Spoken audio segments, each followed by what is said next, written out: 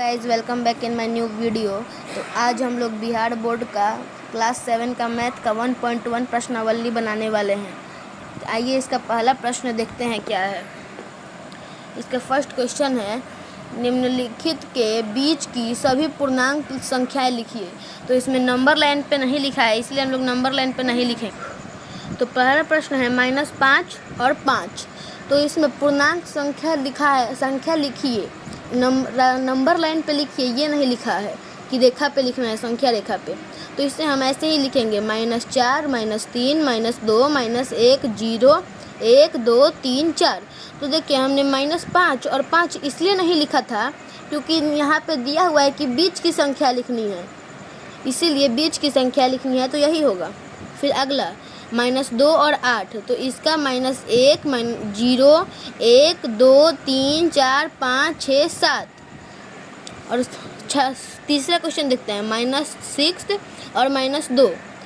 तो -5 -4 और -3। और चौथा क्वेश्चन -4 और -10। तो -5 -6 -7 -8 और -9।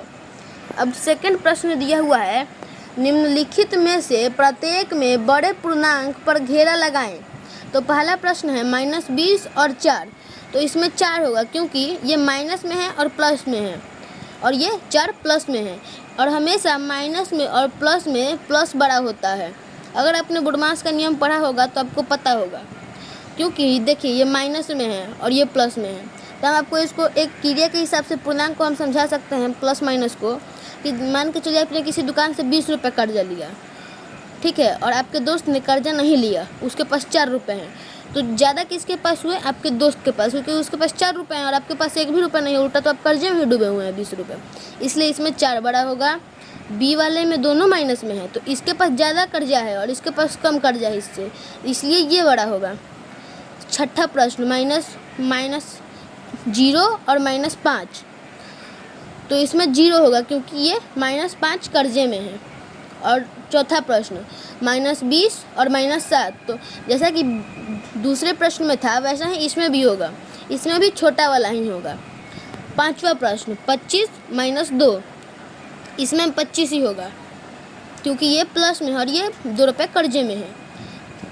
फिर छठा और आखिरी प्रश्न -20 और -18। तो ये भी बी और डी की तरह ही बनेगा, जो कम कर्जे में है वो बड़ा होगा। अब तीसरा प्रश्न, रिक्त स्थानों में उचित चिन्ह भरिए। तो यहाँ पे लिखा हुआ है -6 और -8। तो -6 और 8 में से बड़ा होगा -6 क्योंकि ये कम कर्जे में है, जैसा कि हमने इसमें किया था घेरे वाले में। तो इसीलिए बड़ा इसमें होगा ये वाला। अब बी दूसरा प्रश्न -4 और 0, सॉरी 4 और 0 लिखा हुआ है, तो इसमें बड़ा होगा 4। फिर तीसरा प्रश्न सी नंबर -15 और 2। तो इसमें माइनस में है और ये प्लस में है, यानी कि बड़ा ये होगा। चौथा प्रश्न -50 और इस इधर साइड लिखा हुआ है -50 + 4। तो इसमें माइनस का स्थान बड़ा है, इसीलिए ये प्लस माइनस मिलके माइनस होता है। तो +4 नहीं होगा, इसमें -4 होगा। तो इसीलिए 50 में से 4 घटा देंगे तो 85 तो होगा, तो इसीलिए ये बराबर होगा। फिर पांचवा प्रश्न 25 और 25। तो ये भी बराबर ही होगा क्योंकि दोनों तरफ बराबर ही लिखा हुआ है। फिर छठा प्रश्न 4 - 15 और 2 - 20। तो 4 में से 15 घटाएंगे तो होगा -11, और 2 में से 20 घटाएंगे तो होगा कितना? देखिए 4 में से 15 घटाएंगे तो होगा -11, 2 में से 20 घटाएंगे तो होगा -18। इसीलिए बड़ा होगा इधर वाला, सॉरी बड़ा होगा इधर साइड वाला। और ये शायद माइनस नहीं, ये प्लस में होता है। अब चौथा प्रश्न देखेंगे। दोस्तों चौथा प्रश्न है कि नीचे दिए गए पूर्णांक को बढ़ते क्रम में लिखिए। तो इसका पहला क्वेश्चन है -8 -8 12 -5 15 20 और -2। तो इसको बढ़ते क्रम में लिखना है।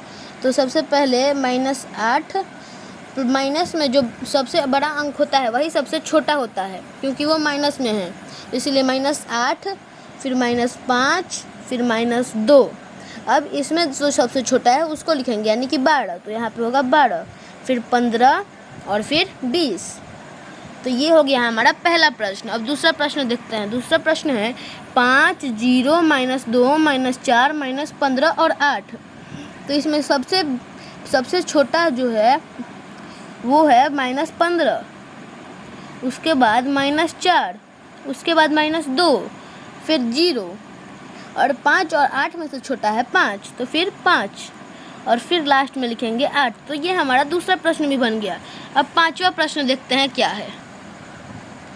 तो दोस्तों अगला प्रश्न है, नीचे दिए गए पूर्णांक की अगली पूर्णांक संख्या बताइए। तो इसका पहला प्रश्न है -18। तो इसकी अगली पूर्णांक संख्या लिखनी है, लेकिन माइनस है तो इसमें आगे नहीं पीछे होता है, पहला अगली संख्या पीछे होती है, तो इसका होगा -17।